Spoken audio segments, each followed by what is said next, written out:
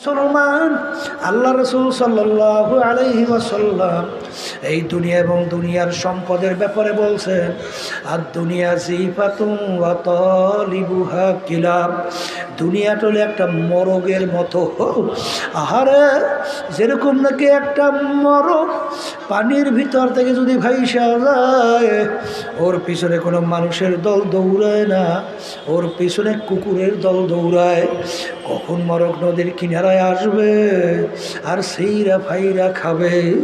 ঠিক বাজান, হারে যারা নাকি এই দুনিয়া এবং দুনিয়ার সম্পদ, ক্ষমতা, সম্মান যাই বলো, এই আল্লাহর বান্দারা এর পিছনে যারা পড়বে, আখিরাতের স্থায়ী জিন্দেগি যারা ধ্বংস করবে, আল্লাহ রাসূল সাল্লাল্লাহু আলাইহি ওয়াসাল্লাম বলেন তারা কুকুরের দল। এ দুনিয়াদার পাগল আমার বাবারা, যারা এই দুনিয়ার পাগল হইছ, বাজানদেরকে বলবো, পর্দার মা বোনদেরকে বলবো, ডাকাইতের দলের সরদার বাজান, ওর কত পাওয়ার। ও যদি ওদের দলীয় লোক করে অন্যায় করে, অনেক সময় গুলি কইরা মাইরা ফেলে। বাজান, ওর কত সম্মান, কত পাওয়ার। ওর এই পাওয়ার সম্মান কোন পর্যন্ত বাজান? পুলিশের হাতে অ্যারেস্ট হওয়ার আগ পর্যন্ত। যখন পুলিশের হাতে অ্যারেস্ট হইয়া যায়, ওকে বুট দিয়া লাথি মারে পাড়ায়, ওর হাড্ডি ভাঙ্গে। কোথায় যাবে ওর সারগিরি, কোথায় যাইবে ওর সরদারগিরি, কোথায় যাইবে সম্মান? হে দুনিয়াদার পাগল, হে দুনিয়াদার বড় লোক আমার বাবারা, হে ক্ষমতা সম্পন্ন আমার বাবারা, মাঝে মাঝে একটু চক্ষু বন্ধ করো, নিরিবিলি একটু মোরাকাবা করো, চিন্তা করো। আরে তোমার এই ক্ষমতা টাকার গরম, তোমার এই সম্মানের গরম, তোমার এই দলের গরম, নেতা নেত্রীর গরম কয়দিন? আজরাইল সালাতু ওয়াস সালামের হাতে অ্যারেস্ট হওয়ার আগ পর্যন্ত বাজার ইব্রাহিম আলাইহিস সালাতু ওয়াস সালামের সঙ্গে একদিন আজরাইল সালাতু ওয়াস সালামের সঙ্গে দেখা। ইব্রাহিম আলাইহিস সালাতু ওয়াস সালাম বলে, ভাই আজরাইল, তুমি নাফরমানের রুহু কোন সূরাতে কবজ করো, সেই সূরাটা তুমি একটু আমাকে দেখাও। আজরাইল সালাতু ওয়াস সালাম বলেন, হে আল্লাহর খলিল, ওই অবস্থা দেখলে আপনি সহ্য করতে পারবেন না, আপনি বেহুশ হইয়া যাবেন। ইব্রাহিম আলাইহিস সালাতু ওয়াস সালাম বলেন, তুমি আমাকে দেখাও। কলে, আল্লাহ যদি আমাকে জিজ্ঞাসা করে কেন আমার হাবিবকে বেহুশ করলা, বলে সেটা আমি আল্লাহর সঙ্গে বসবো। নবী গো পাহাড়ের দিকে তাকান। যখন ইব্রাহিম আলাইহিস সালাতু ওয়াস সালাম পাহাড়ের দিকে তাকাইলেন, ইব্রাহিম আলাইহিস সালাতু ওয়াস সালাম একটা চিৎকার মারে বেহুশ হয়ে পড়ে গেল। আল্লাহ রাব্বুল আলামিন বলে, আজরাইল,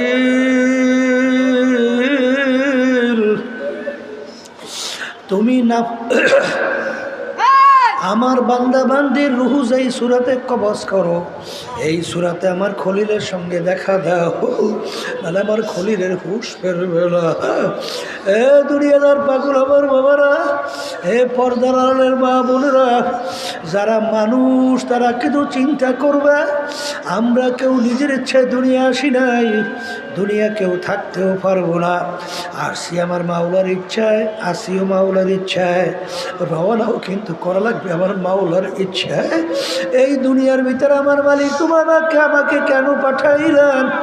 আমার মালিক বলেন, তোদেরকে আমি দুনিয়াতে পাঠাইছি লিয়াবলুয়াকুম আইয়ুকুম আহসানু আমালা, পরীক্ষা করার জন্য। আর পরীক্ষা দেওয়ার জন্য স্বাধীনতা দরকার। আমার মালিক বলেন, আমহিল হুম রুয়াইদা, তোদেরকে আমি স্বাধীনতাও দান করলাম। এই স্বাধীনতার মধ্যে তোদেরকে আমি যা করো, যা মনে চায় তা করো, কিছু বলবো না।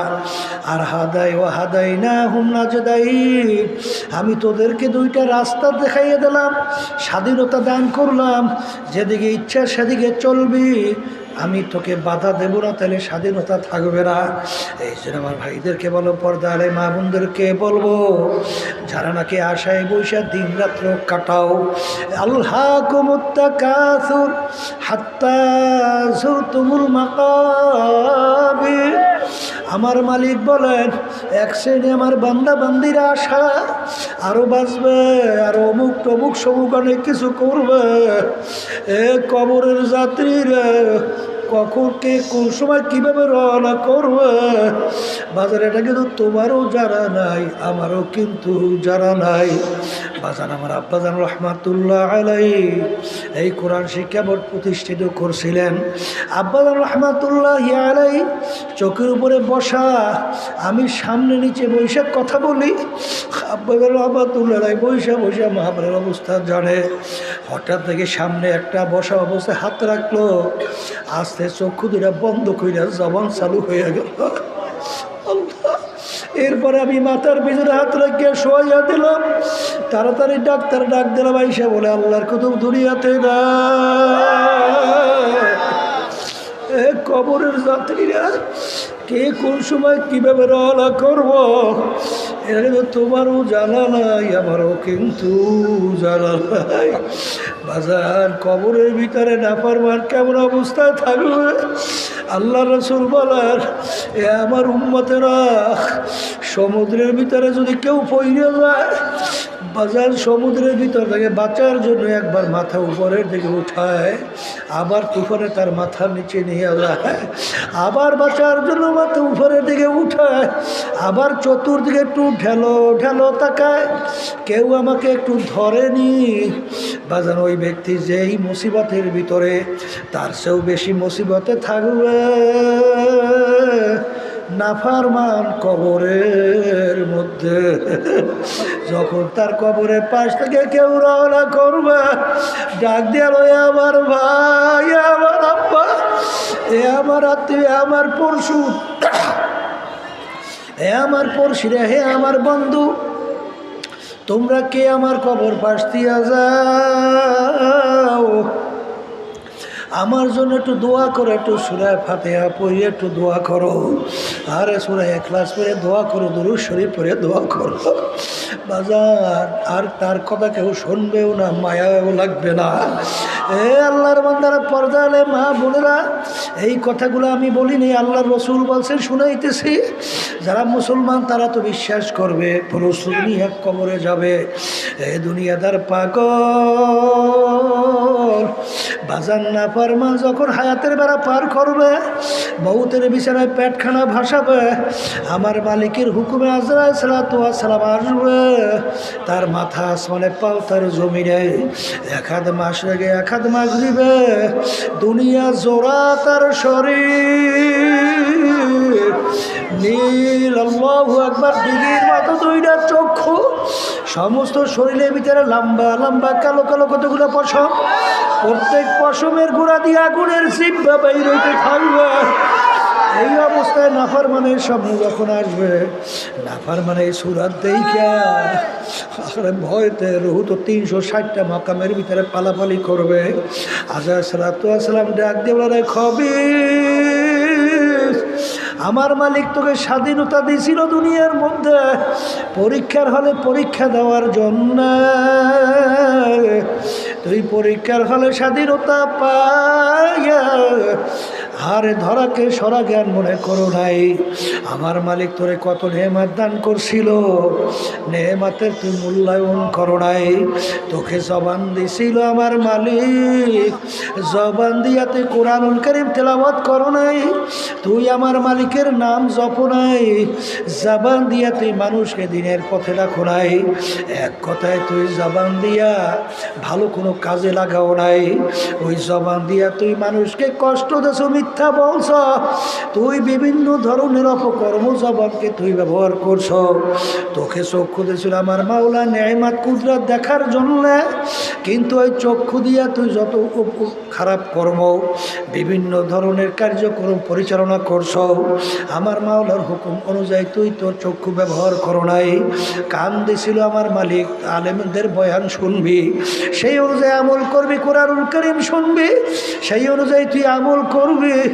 আরে কিন্তু তোর কান দিয়া এমন মালিক নিষেধ করছেন, সেই অবনা তুই নাজায়েজ জিনিসগুলো তোর কান দিয়া শুনছ। পা দিছিল তোকে মালিক নেয়ামত, হাইটা হাইটা মসজিদে নামাজে যাবি, ভালো কাজের দিকে যাবি, ভালো কাজের জন্য ব্যবহার করবি, কিন্তু ওই পা দিয়া তুই বিভিন্ন ইসলামের বিরুদ্ধে, মুসলমানদের বিরুদ্ধে বিভিন্ন অপকর্মে ব্যবহার করছো। এখন আমার মালিকের হুকুম হয়ে গেছে তাকে ধৈর্য নেওয়ার জন্যে। ওরে খবিস, আমার মালিক বলছেন ইদা জাম আজালুহুম লা ইস্তাখিরুনা সাআতাম ওয়া লা ইস্তাকদিমুন, এক সেকেন্ড আগে পরে হবে না।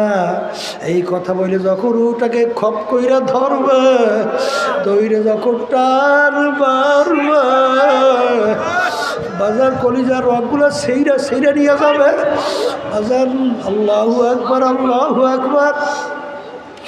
আরে নারায়ণগঞ্জের ভিতরে এক আল্লাহর বান্দার বলতেছিল আমাকে, হুজুর একটা লোক খারাপ প্রকৃতির ছিল, হুজুর যখন আর মৌতের সময় হয়ে গেল, এমনভাবে মৃত্যু যন্ত্রণা শুরু হয়ে গেল, একবার বিছানা থেকে উপর দিকে লাফ দিয়ে উঠে আবার ঠাস করে পইড়াও যায়, এরকমভাবে উঠে আর পড়তে পড়তে এক পর্যায়ে রুহটা বের হয়ে গেল।